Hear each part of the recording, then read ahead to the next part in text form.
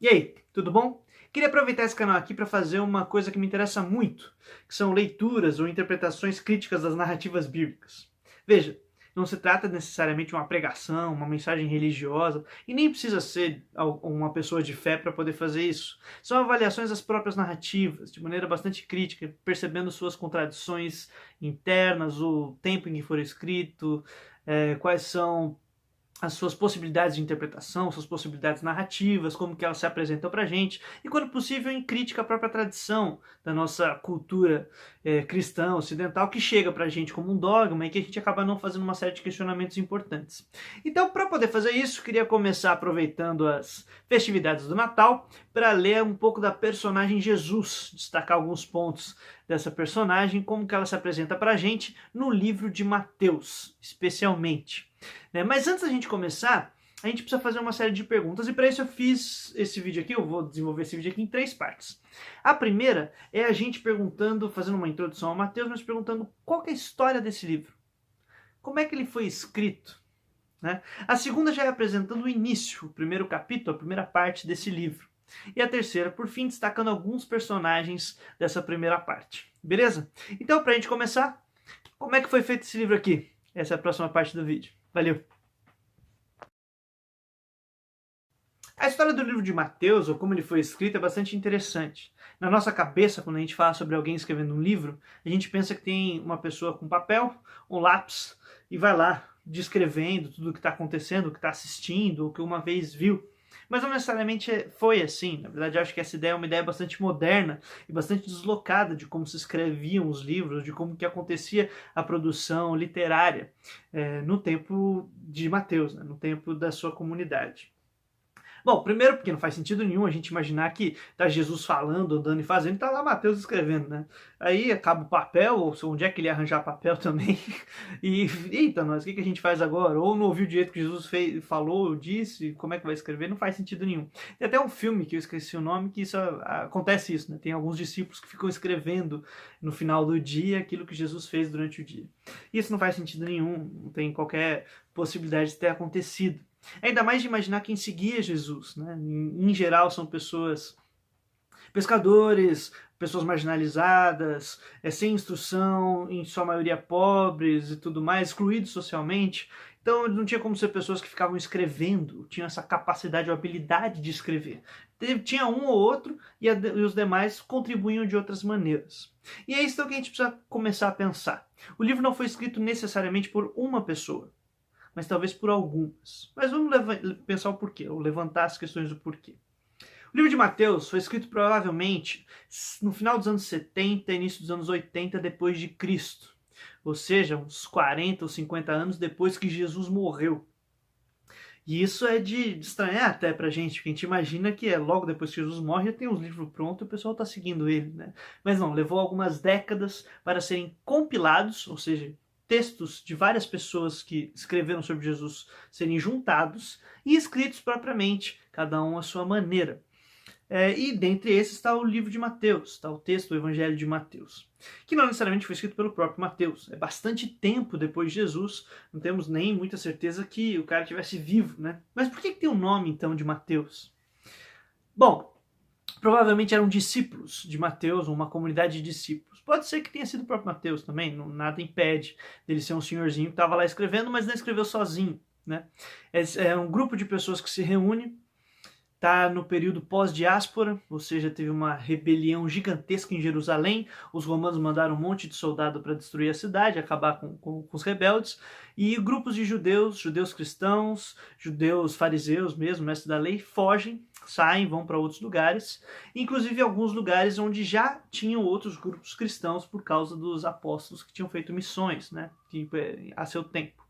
Então tá numa comunidade provavelmente de Mateus, escrito ali na região da Síria, em que tem grupos de judeus, judeus cristãos e cristãos pagãos, que não eram os judeus, né? Cristãos estrangeiros, o pessoal que estava já numa seita cristã, que até então era confundido com o judaísmo, não era uma religião propriamente dita, e que se converteram, e que estão lá e está nesse conflito agora de como é que a gente se organiza. Então essa comunidade se une em torno do texto, querendo combinar a tradição judaica, que não pode ser perdida, junto com alguns ensinamentos que foram desenvolvidos por pagãos, né, na relação que eles tiveram com os apóstolos, e nessa nova realidade de fuga, de encontro entre algumas culturas. Então é um ambiente bastante diverso e bastante tenso, bastante intenso, né? Então provavelmente eram grupos que se reuniam com uma certa regularidade e escreviam a respeito de Jesus. Juntavam as histórias e juntavam textos que eles tinham à mão. Por isso que você vai poder encontrar em Mateus, em Marcos e em Lucas textos idênticos, né? São textos que tinham a mesma fonte, que eram esses papéis, esses textos perdidos que algumas pessoas tinham e tiveram uma maior facilidade de circulação antes do livro propriamente os evangelhos estarem prontos. Eram os primeiros textos a respeito de Jesus. Beleza? Mas só uma última informação, essa prática de se unir para escrever não era algo novo, inovador. O próprio Velho Testamento, a maior parte de seus textos, incluindo o Pentateuco, foi escrito assim, no período de exílio, quando o povo está fora, foi escravizado e tudo mais, e para não perder a tradição, se juntavam em grandes grupos para escreverem os textos, fazerem as glosas, né, adicionarem textos e fazendo as compilações daquilo que eles tinham como tradição e que estava se perdendo. Até então, geralmente, tradição oral, tinham pouquíssimos textos escritos. Quando eles estão no exílio, não querem perder sua tradição, resolvem escrever. Beleza? Então os discípulos acabam aplicando esse mesmo método que os judeus já tinham utilizado alguns séculos anteriormente. Então era uma prática relativamente comum para se escrever textos religiosos ou textos na época entre essas pessoas. Tranquilo? Então vamos para a próxima parte, que é ver o próprio começo do texto do livro de Mateus. Valeu! Bom, o livro de Mateus começa pela busca da ascendência de Jesus, quem são seus antepassados. Faz uma genealogia de Jesus, a personagem que vai trabalhar o texto todo, né, que vai aparecer o grande centro das atenções. Mas a gente tem alguns problemas.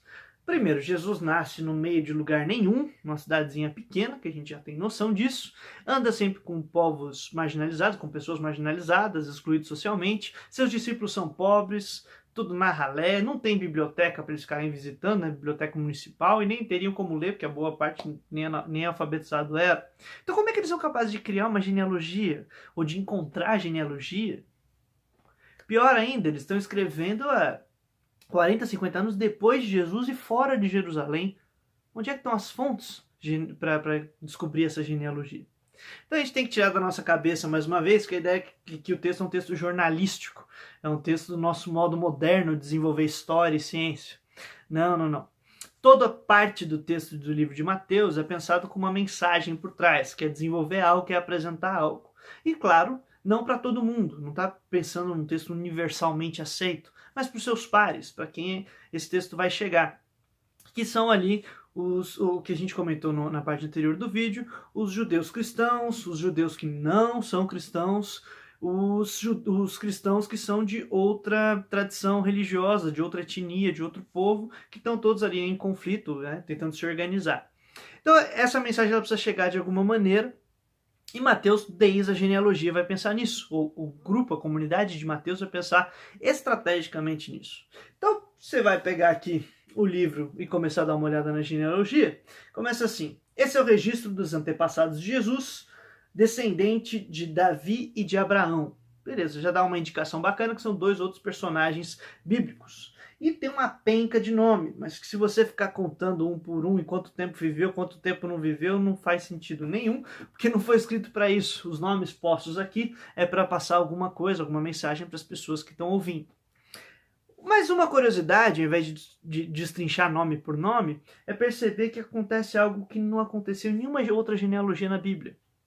Aparece nessa criação genealógica, nessa narrativa desenvolvida pela comunidade de Mateus, o nome de 5 mulheres. E isso é uma aberração histórica, porque numa sociedade patriarcal, machista, cheio de problemas sociais e preconceito contra a mulher, não se coloca o nome de uma mulher na genealogia.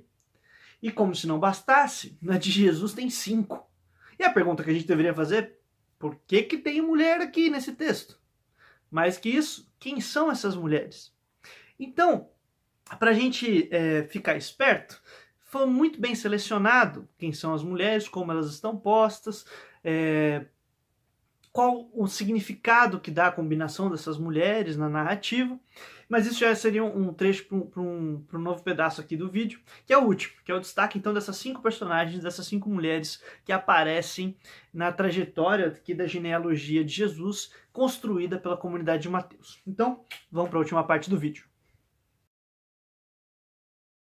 Bom, vamos lá. Das 5 mulheres, 4 fazem referência a personagens bíblicas aparecidas anteriormente no Velho Testamento ou na tradição judaica, que ficou conhecido como Velho Testamento para quem é cristão, né? E essas 5 mulheres têm histórias muito cabeludas, ou muito complexas, ou até que seriam, a gente poderia chamar de pecaminosas, dado o ponto de vista da tradição religiosa. E é muito interessante ter isso em mente quando a gente vai ver a narrativa delas, né? Como que elas aparecem na história, quem são e tudo mais. E eu queria então rapidinho apresentar as 5 e narrar um pouquinho a história delas. A primeira que aparece é a Tamar. Tamar está em Gênesis 38, caso alguém queira um dia dar uma lida, é uma das histórias que eu mais gosto na Bíblia. E ela é uma das noras de Judá. Judá, pai da tribo de Judá, pai dos judeus. Que coisa, não? Pois é. A Tamar está casada com o filho do Judá, o cara não é um cara firmeza, Deus não se agrada do filho do Judá, mata ele, e pelas regras sociais, a Tamar teria que casar com o irmão dele. Novamente, casa com o cara também não é um cara firmeza, mata ele novamente. Pela terceira vez vai casar, e aí o Judá fala, não, peraí, que esse filho meu que precisa casar com você, Tamar, é muito novo, espera ele crescer um pouco, e aí a gente arma o casamento. Pois é, o problema é que o Judá esquece, o filho dele cresce, ele fica mais velho e tudo mais, mas a Tamar fica esquecida, fica abandonada. Ela volta para casa dos pais, mas aí tem um problema, porque os pais não poderiam sustentá-la, afinal ela já tinha sido casada. Ela não poderia trabalhar, ela não podia ser aceita novamente na sociedade como alguém participante da produção e tudo mais, já estava comprometida com uma família, então tinha que casar com aquela família, não com outra, não ter outro tipo de relacionamento. Ela ficava dependendo da ajuda dos outros, do auxílio, de mendicância até. É por isso, inclusive, que no Novo Testamento aparece isso bastante, no Velho, entre os profetas, quem conhece bastante a Bíblia, sabe disso, né? Que a preocupação com a viúva é uma das coisas centrais, porque ela acaba sempre se tornando alguém marginalizado na sociedade. Então Tamar está nessa situação, de marginalizada, de excluída da participação da vida produtiva da cidade, da vida produtiva do povo e, claro, dependente de alguém. Dependente, inclusive, do casamento que Judá esqueceu, né? Mas tem uma vez que Judá está passando por uma cidade, perto de onde Tamar estava, Tamar se veste com os véus e fica na porta da cidade. Quando Judá vê, pensa que é uma prostituta. E claro que ele olha e fala, bom, quanto que será que é o programa? Passa a noite com a Tamar, tem relações com ela, e depois fala, ó, eu te pago, mas eu não tenho nada agora para te oferecer. Ela fala, não tem problema, deixa aí como garantia o seu cajado e o seu cordão e tá tudo certo. Então ele deixa com ela o cajado e o cordão, vai embora, depois tenta pagar, mas descobre que não tinha nenhuma prostituta na cidade, ninguém conhece. Ele fala, bom, lavei minhas mãos porque eu tentei pagar pelo menos, né? O problema é que a Tamar aparece grávida, e quando ela tá grávida, a comunidade se comove, fala com o Judá fica puto da vida, enraivecido, e fala, traga essa mulher pra fora e queime ela viva. Quando vão buscar a Tamar, fala, ó, Tamar, o Judá veio aí e mandou você ser queimada viva. Ela fala, tudo bem, aceito a minha punição, mas avisa pro Judá que o pai do meu filho é dono desse cajado e desse cordão. Nesse momento, Judá recebe a notícia, a informação, e termina a história dizendo, essa mulher é muito mais justa do que eu. Ou seja, aquela que entrou como uma quebra de tabu sexual, né, que entrou como se prostituindo e cometendo uma série de crimes, vamos dizer assim, ela sai como a heroína da história, aquela que é justa, frente inclusive àquele que é pai da tribo de Judá, o pai do povo judeu. Né? Então a Tamar ela entra como heroína na história, atuando como uma prostituta. Bom, em segundo aparece Raabe, que também era uma prostituta, ou aliás, que essa sim era uma prostituta, né? Tamar aparece como uma.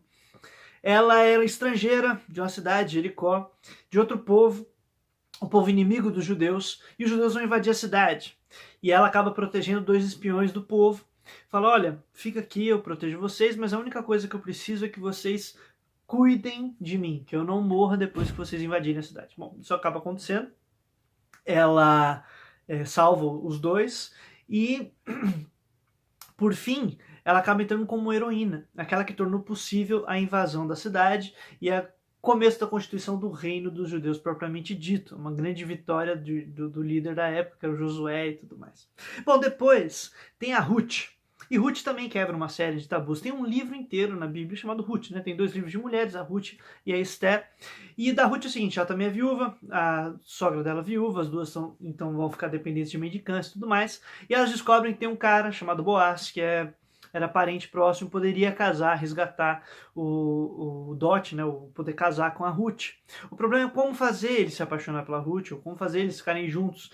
E a Noemi, que é a sogra da Ruth, tem uma grande sacada, fala, ó, primeiro conversa com ele durante o dia, e depois à noite, quando ele estiver dormindo, puxa o cobertor para ele sentir um frio e deita perto, e depois você aquece ele durante a noite. E é isso que ela faz, ou seja, ela era viúva, dorme com alguém com quem ela não era casada, cuida dele, passa a noite, e na hora que tá na madrugada, para sair o dia, ele já preocupado, mas apaixonado pela Ruth, fala, olha, vai embora antes que as pessoas te vejam, porque, bom, você tá cometendo uma série de crimes, vamos dizer assim, né? Então, estamos aqui cometendo uma série de erros, então você vai embora, depois eu tento acertar tudo.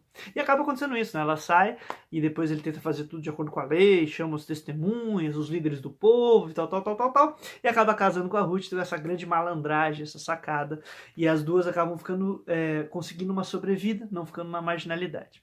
Por fim aparece Betseba, que dessa vez não entra como uma heroína, como nesses casos anteriores, mas sim como uma vítima, né? Porque Betseba era a mulher de Urias, que era um general do famoso rei Davi. Pois Davi vê um dia Betseba tomando banho e fica afim dela. O problema é que ele já era casado, tinha uma série de coisas, e a Betseba tem o seu marido. Mas Davi aproveita de seu poder de rei real, fica com a Betseba, tem relações com ela, ou seja, ela é violentada, mesmo contra sua vontade, afinal ela está tendo que obedecer uma ordem real. Trai o seu marido, não porque quisesse também, quer dizer, o Davi acaba de desgraçar a vida da Betseba. E, bom, depois ela aparece grávida mais uma vez, e rola um problema geral, e o Davi precisa se livrar desse problema, entre aspas. Ele precisa, como rei, né, tirar esse peso. E ele faz um monte de tramóia, tenta enganar o Urias, no final acaba matando indiretamente o Urias, mandando ele na linha de frente da guerra. Depois ele vai ser denunciado, acusado e tudo mais, mas a Betseba será a mãe de Salomão, o seu herdeiro na narrativa bíblica. Então ela entra como uma pessoa que foi violentada, que sofre uma série de coisas, acaba falecendo no parto, mas o Salomão é o sucessor do rei. Por fim aparece a Maria, a própria mãe de Jesus, né? E é interessante porque, diferente das outras mulheres que nessa genealogia que foi criada, né, foi constituída de maneira muito bem pensada pela comunidade de Mateus, diferente das outras que aparecem como mãe de alguém, mulher de alguém e tal, a Maria faz o contrário. É José, o marido da Maria. Isso já é uma quebra de paradigmas em níveis estratosféricos. Mas vamos pensar um pouquinho na Maria. Que relação tem entre essas 4 personagens mais a Maria? Maria deveria ter seus 14, 15 anos. Foi prometida a casar com José. Ela aparece grávida sem ter casado com José. E quando vão perguntar a José se ele é o pai da criança, ele diz não. Olha que grande problema nós temos agora numa crise familiar, numa crise social, uma crise de tradição, e que eu tenho um filho de uma mulher que não, uma menina, uma garota que não estava casada. O cara que era o prometido diz que o filho não seria dele, ou seja, ela provavelmente teve relações com alguém, e toda a sociedade, todo o entorno enxerga ela dessa maneira, né? Como alguém que teve relações extraconjugais e não foi com seu marido. Logo, essa percepção social vai ser uma percepção extremamente negativa. Novamente, provavelmente vai ser acusada de prostituta, vagabunda, etc, etc, etc. Tal qual as quebras de tabu sexual e de leis sociais, leis tradicionais, leis religiosas que tinham nas outras 4. Assim como mães de Jesus passam de alguma maneira por esse tipo de situação. O que deixa pra gente uma mensagem, uma sacada muito interessante, né? Que o Filho de Deus não nasce dentro dos padrões tradicionais tais quais estavam postos, né? Bem ao contrário. Assim como mães que se apresentam para além de todos os limites tradicionais, fechados, legalistas que se tinha. Então, uma grande sacada, uma grande percepção. Bom, o último comentário seria sobre a própria gravidez da Maria, porque na narrativa diz, né, que Deus... ele seria filho do Espírito Santo, filho de Deus. Então a Maria estava grávida graças a essa relação espiritual, mística, transcendental. Alguns historiadores vão dizer que não, que a Maria realmente deve ter tido relações com o José, ou e isso é uma tradição que até tem aparecido com certa frequência, que ela tivesse sido violentada por algum soldado romano, né? Uma tradição crítica histórica recente tem apresentado essa possibilidade, porque era muito comum que os romanos violentassem as mulheres nas cidades por onde passassem, especialmente se fossem escravos, como era no caso, né, estrangeiros escravizados, que eram o povo judeu, certo? Então, o que deixa a história, a narrativa, caso fosse contada dessa maneira, de maneira mais densa, mais complexa, e torna questões históricas e sociais muito profundas. Então a gente tem essas apresentações, tanto de fé, como está presente no livro de Mateus, e algumas leituras críticas históricas e tal, que tentam se afastar um pouco disso. Beleza? Espero que tenham curtido, e a gente vai continuar ainda mais algumas partes, algumas leituras de Mateus em breve. Valeu, até mais.